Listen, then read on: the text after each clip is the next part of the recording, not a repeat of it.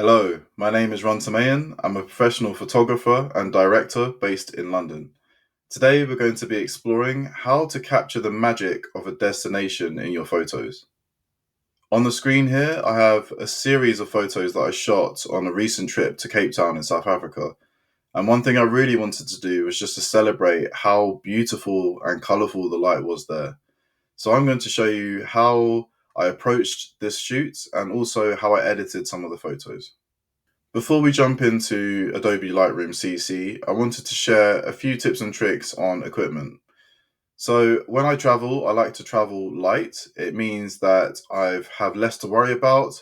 I'm not messing around with different lenses and missing shots. And it also means that I'm inconspicuous and I blend in more as a tourist, which can be crucial when you're trying to get certain shots. In terms of a camera body, I took the Sony A7CR, which is very small, compact, lightweight, but full frame and really powerful.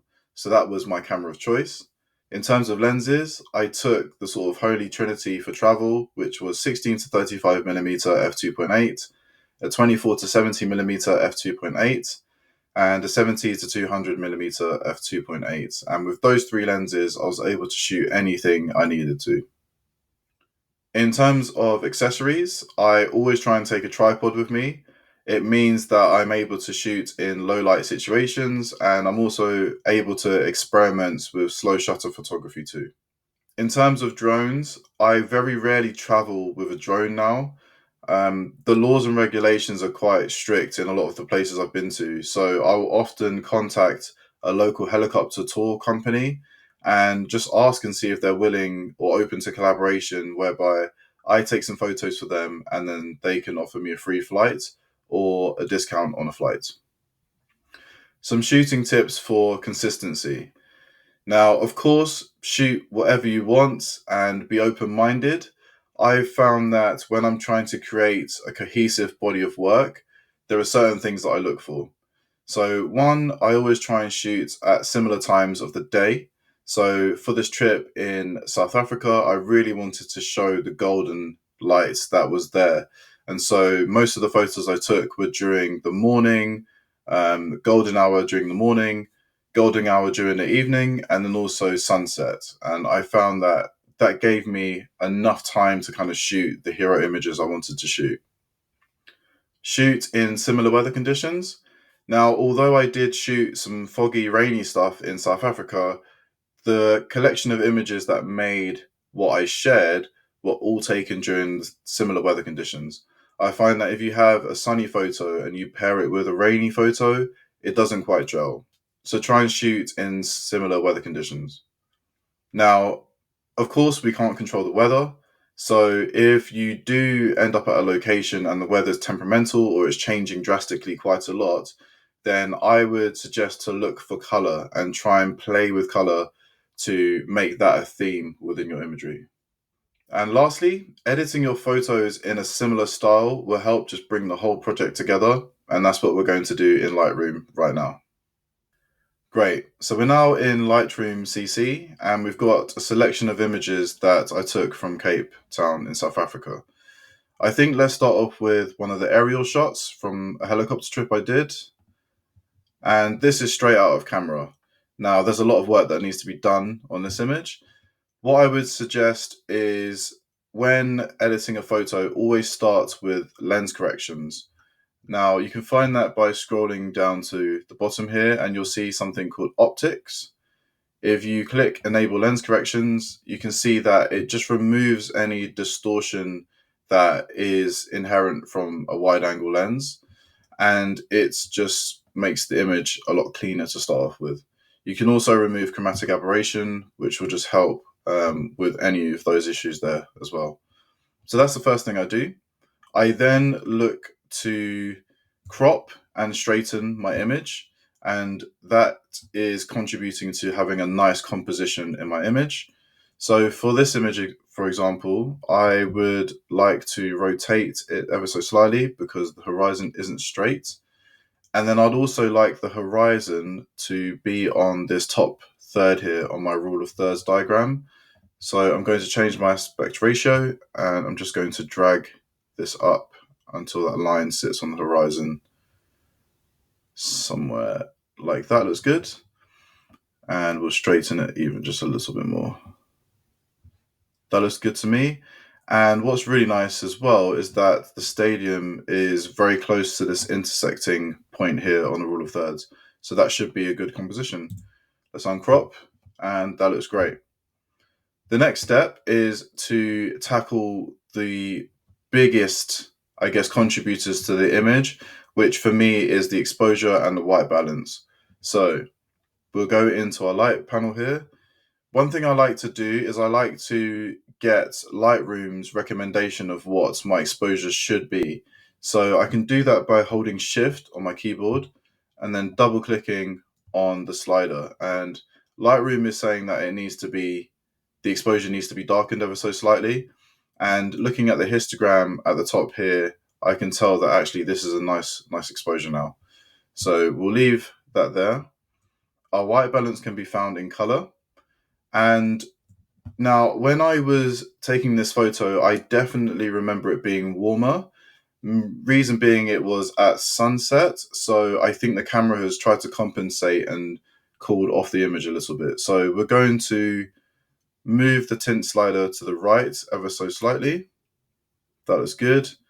And of course, if you move the temperature to the warmer side, you also need to move the tint to the magenta side. So we're just going to do that ever so slightly.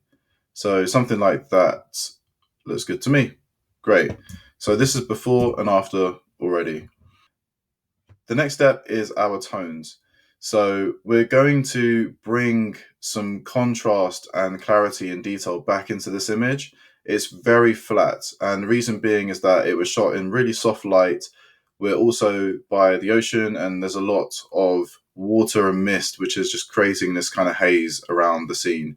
So one thing we're going to do is start off in the light panel and just work our way down. Now, contrast, I don't actually touch. The reason being is I do my contrast adjustments in the tone curve because it's much more precise and you've got much more flexibility. So I'm going to leave that. Highlights we can bring down to bring some detail back into the sky and some of the brighter parts of the buildings. The shadows we're going to lift ever so slightly. We don't need to do it too much. The whites, we are going to move to the right just to bring a bit of punch back into the brighter parts as we've decreased our highlights. And then for the blacks, we're going to bring this down. Now, if I look at my histogram, I can see that there's quite a bit of the area here that has no data. So we're going to bring the blacks down so that we have a bit more data within that region. So something like this looks good to me.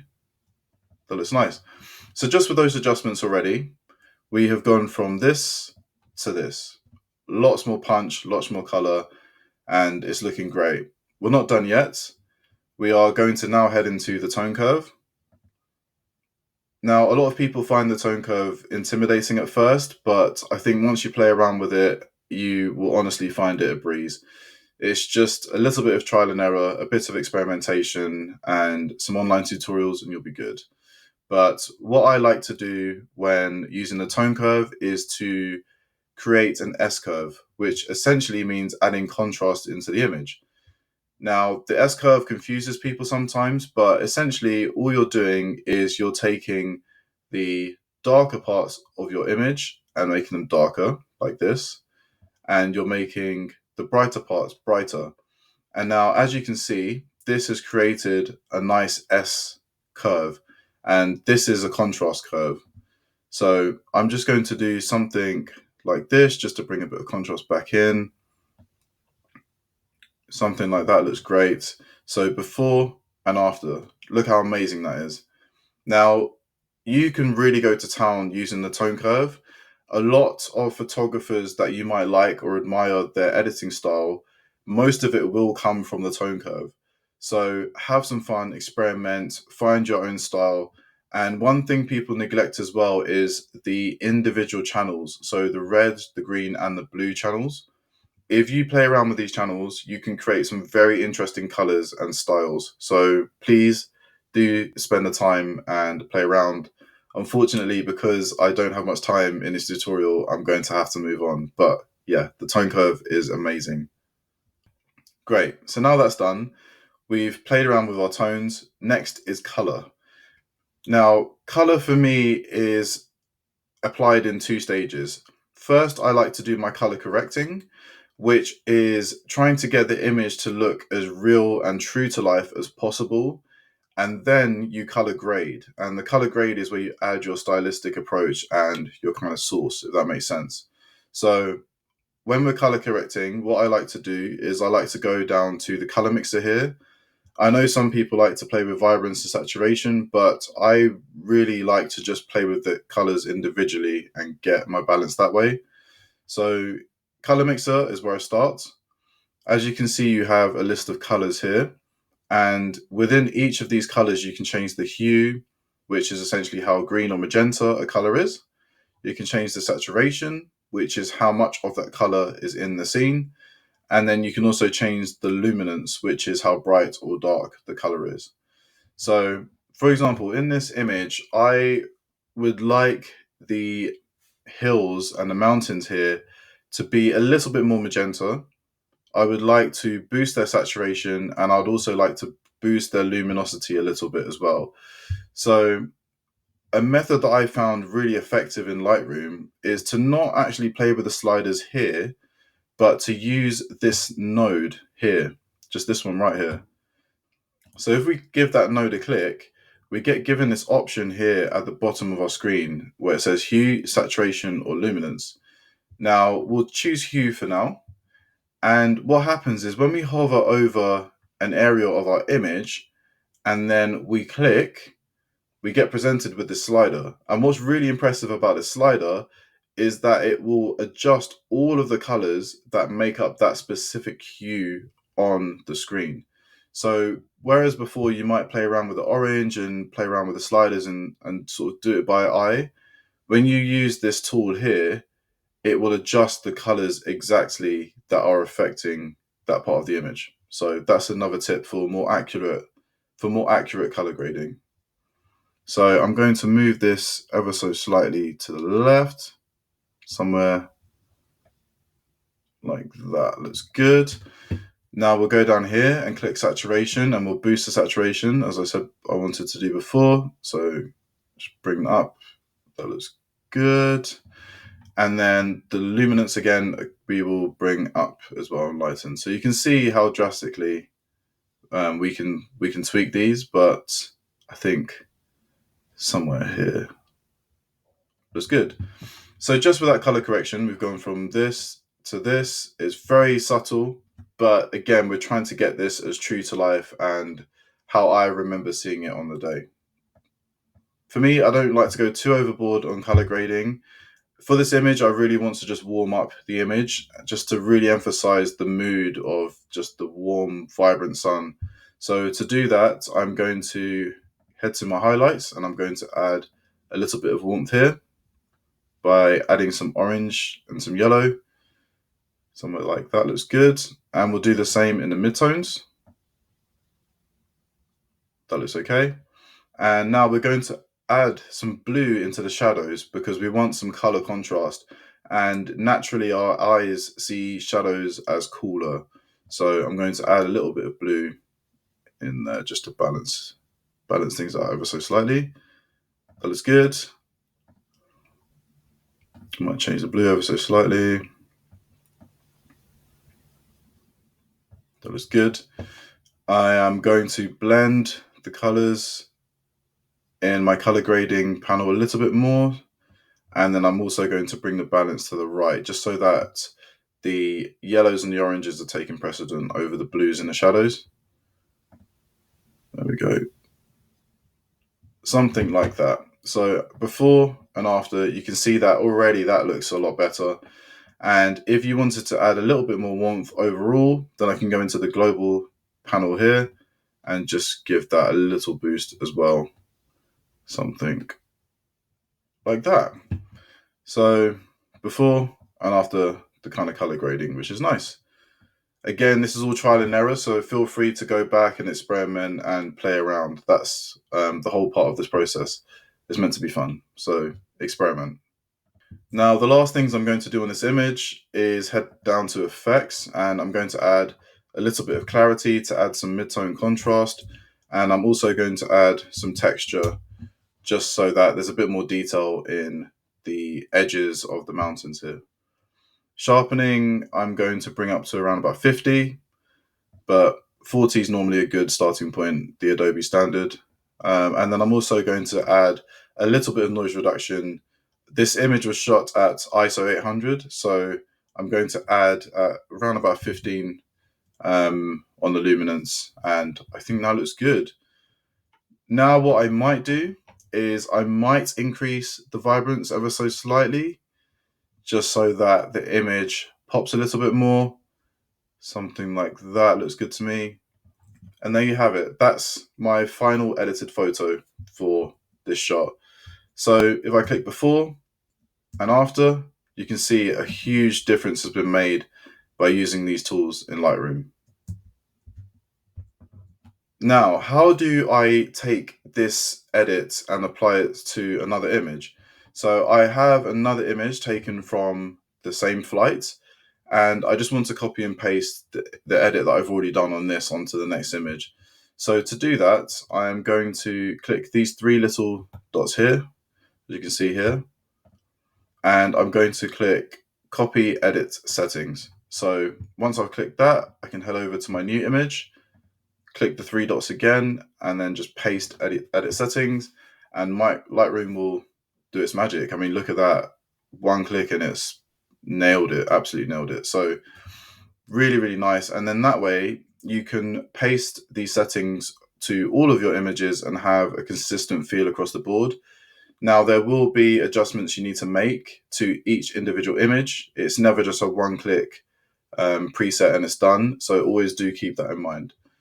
Now, for example, this image, I am noticing that the propeller of the chopper is just protruding here at the top left. And there's also a dust spot down the bottom here. So I'm going to remove those by using the spot heal tool on, or the heal tool on Lightroom CC. So we'll just draw over that, and we'll draw over this, and there you have it. That looks lovely. So now if we have these images side by side, look at that. We have something that looks consistent, cohesive, and we can use this as a blueprint for our remaining images. And I'll show you what I mean now. So first and foremost, let's create a preset of this image so that we can use it across the rest of our images. So to do that, we want to head up to our preset icon here, give that a click, and there's a plus icon here. So we're going to press that, and we'll call this Cape Town Sun. Brilliant. Now, when creating a preset, there are certain things you want to include and certain things you don't. For example, exposure is going to differ depending on the photograph. So I would always uncheck exposure. I would actually also uncheck contrast, highlight, shadows, whites, blacks, because your tonality is going to change between image to image, especially if you're shooting in different settings. So I would only keep the tone curve as selected on your preset here. Color, we can keep everything, but I would suggest removing the white balance because, again, the white balance drastically changes between scene and between photo. So we'll uncheck that. Vibrance we'll uncheck as well, and saturation we'll uncheck. Now, in terms of effects, we don't really need any of these in our preset. Again, they are specific to each individual photo. Unless you are adding grain, then maybe you want to select grain here, but we're not, so we're going to leave that off. In terms of detail, again, I'm going to sharpen my images individually, so I'll take that off, and then we'll leave optics as well, and we'll click save.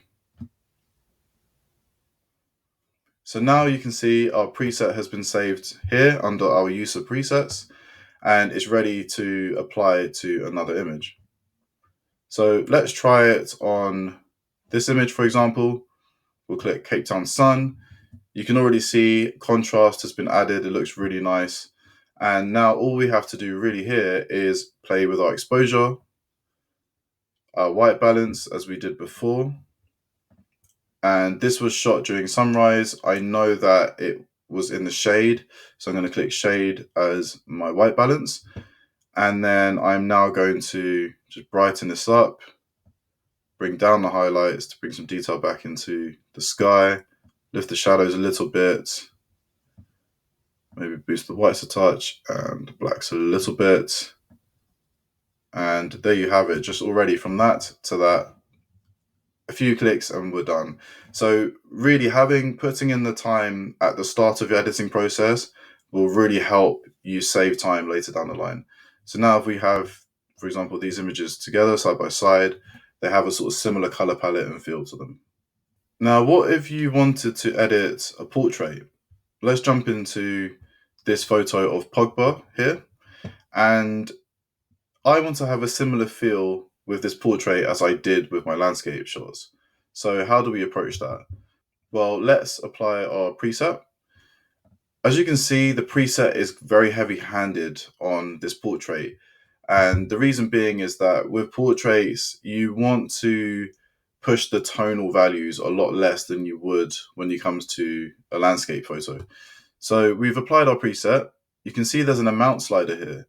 If we just drop the amount ever so slightly, then we get a more, I guess, nuanced effect on our photo. So something like that looks good to me. And then what we can do, we can then go into our tonal adjustments and we can make our tweaks again as we did before. Now, one thing I really want to show off on this photo in particular is just how powerful masking can be. So I'm going to boost the exposure so that Drogba's face is nicely exposed. I think that looks good. But of course you can see this area, his clothes, the background is all overexposed and it doesn't look good. So how would I approach editing that? Well, I would go into my masks and let's let this icon do its work. Adobe Lightroom is amazing for AI masking at the moment. It's definitely the leader in the world right now. So it's just so intuitive. So it's already created a mask based on Pogba. And now what we're going to do is select his clothes. And just like that, we have a mask already created that is just selecting his clothes. So we're going to create that. Now, I can see that the mask didn't select his bag and a little bit of his clothing.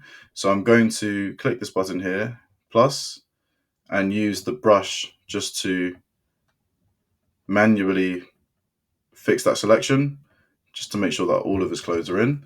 There we go. And now what we can do, we can decrease the exposure slightly and we can decrease the highlights.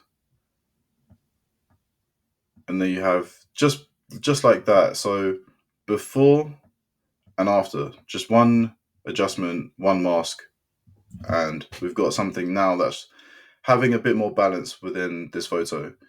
So something else I want to do, I want to tweak the color of his clothing a little bit. So I'm going to use the point color feature, which again you can find under the mask, which is amazing. And we'll use the color picker here to select the green on his garment. Now I want to desaturate this green a little bit. It's looking a bit too cartoony for me. So I'm going to bring the saturation down ever so slightly. And what's amazing is because we've made a mask of just his clothing, it's not going to affect any of the green anywhere else in the photo. So I'm just going to bring this down slightly, and then I'm going to bring the luminance down a touch as well. So before, after, you can see the green is just a little bit more refined, which is quite nice. I want to make another mask now, and the mask I'm going to make is for the background. So I'm going to click this plus here, select background, let Adobe do its thing. And look at that, a perfect mask. It would have taken me ages to do this in Photoshop. So yeah, thank you for that, Adobe. Now, I want to darken the backdrop a little bit, just a touch, so that my subject can stand out a little bit more. And I also want to make the green in this background a similar hue to the green that he's wearing. And that will just help create a bit more unity within the photo. So again, I'm going to go to point color. We'll click the green on the background, and we're going to shift the hue to something that's a bit more closer to his garment, somewhere like there maybe. And we're going to desaturate that green because it's quite garish at the moment. So something like that looks good to me. That looks nice. So we've gone from this to this, and it just makes the overall image feel a bit more cohesive, I think. So that looks good. We shall leave that. And lastly, we're just going to tweak his skin tones a little bit. His skin is looking a little bit fake to me, so we're going to tweak it ever so slightly. We'll do that again by selecting people. Here we go. And we'll select facial skin and body skin.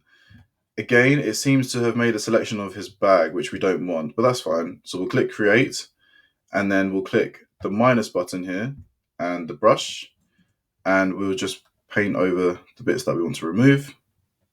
There we go. And that looks good to me. There we go, lovely. And now we can start making adjustments to his skin. And again, we're going to use point color. I love point color so much, honestly. It's so good. So we use point color, and we'll select this part of his skin. And I think his skin, one, looks too green. So I'm going to move it to the magenta sides very slightly. That looks good. We'll desaturate the skin ever so slightly as well, so it's not as cartoony. And then we'll also bring down the luminance just a touch to bring some richness back in to his skin as well. We'll bring that down a little bit. Cool. So there you have it, before and after. One thing I also like to do is just to minus some clarity a little bit on his skin, which just adds a softening effect on his skin. So I'm going to put maybe -10 on the skin. That looks good. Just like that, a little bit of difference. There we go. And I'm happy with this. I think this looks good. One thing that I would also like to do on this image is just to give it a little bit more blur. Now, although I shot this image at a shallow depth of field, it might be nice to have a little bit more. So I'm going to play around with lens blur, which you can find at the bottom here. I'm going to click apply. I'll wait for Adobe to do its thing.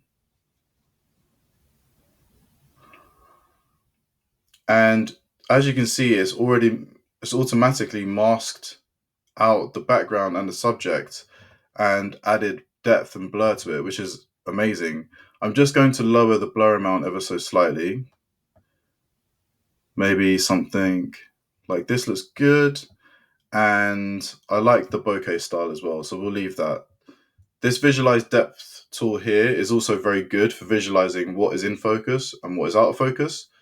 And as you can see, Pogba there is nicely in focus. So we'll leave that as is. If you did want to make any refinements, then there's a little toggle here that you can click, and you can brush in blur or brush in focus. It's up to you. Great. I'm really happy with this image. I am now going to copy and apply this to the other version of this portrait, just to show you how well the AI masking really works. So again, I'm going to go to these three icons here. I'm then going to choose this option here, which says choose edit settings to copy. And I'm going to make sure that masking is selected. I'll click copy. I'll head over to this image, and I'm going to click paste. And again, wait for Lightroom to make those adjustments. And just like that, you can see from this image to this image, it has copied and applied the mask successfully without me having to recreate the masks. Lightroom has automatically done all of that in the background. So that's how I would edit these photos. I hope you have enjoyed this tutorial and you've got some useful tips and tricks. And thank you for tuning in, and I'll catch you guys soon. Thank you.